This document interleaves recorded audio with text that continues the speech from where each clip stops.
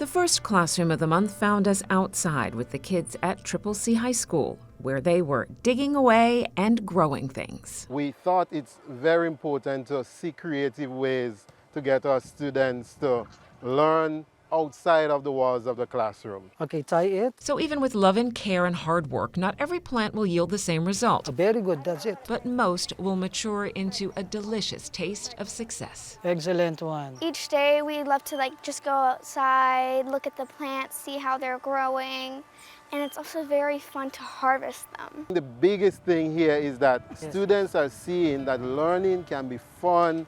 Learning is not only within a wall, learning can happen anywhere. Good job, guys. Next, we caught up with the kids at Jubilati, an after-school program that focuses on music and much more. We're teaching these kids life skills that are going to be important as they grow up to continue to develop into constructive members of society. Nice, palm, palm. How to articulate their thoughts, how to carry themselves, kind of sit up straight and speak confidently, believing in themselves and that they deserve good things and that they have talents. So Jubilati is a very well-rounded program that we teach music, but we also teach lots of different life skills and strong discipline as well. Hold it now, everybody. Since I start coming here, I'm getting a lot of A's and I'm actually doing very well. When you're playing a song perfectly, it's the best feeling ever, because before you couldn't play it properly, but now you learn to play it properly and it sounds amazing.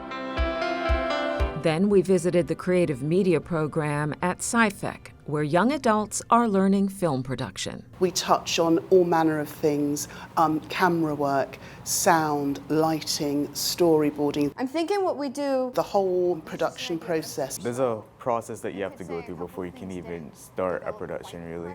So it's not just you throw up a camera and start recording. You have to work out the camera settings, you have to work out the best camera angle, the lightings, the positions and stuff. I was able to see filmmaking through a whole new lens of how does sound affect how the piece feels as a whole.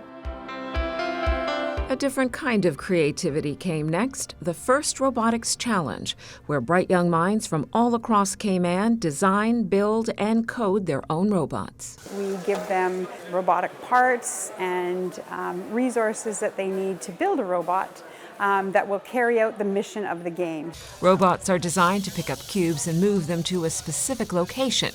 The game simulates transporting goods around a warehouse. So this is our robot Metallics. Some of these students are relatively new to the game. I think that the first robotics competition really helps you to increase your skill for engineering, and it gives you a chance to meet other people who have the same passion. And so you can collaborate and make stuff and then try it out. We're going to go down and we're going to look for mangrove seedlings and you're going to dig them up. Yes, that is exactly what these youngsters from Montessori by the Sea are doing.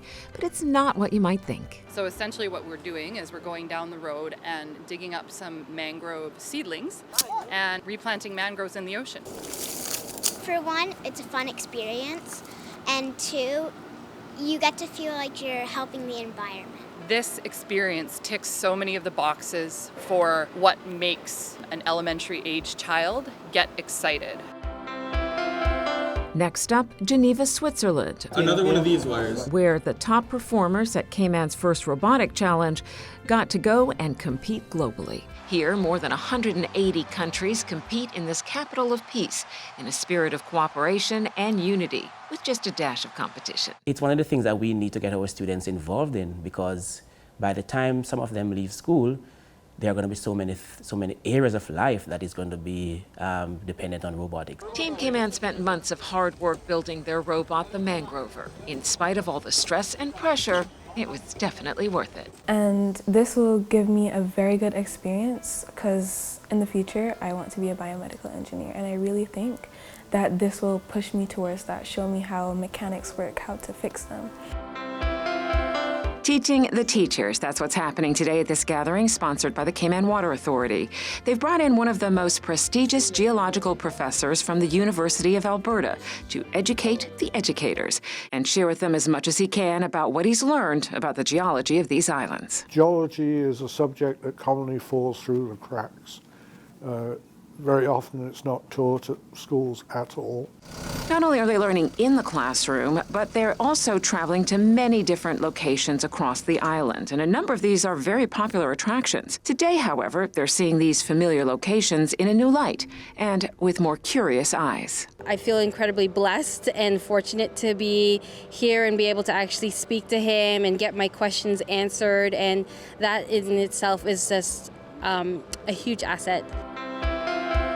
And finally, we caught up with a few parents turning the tables and going to the classroom themselves. Their goal is to empower parents by providing them with new strategies to work with their children and guide them to make the right choices in life. Because let's face it, a lot has changed in this world in the past 20 years. Yes. The world is coming at them at a faster pace than it did for us at that age. So you have to be a buffer and help and a guide at the same time. Yes, if it works, it will be highly successful. And we're looking at, 10, 15, 20 years in the future. What kind of adults do we want in our society?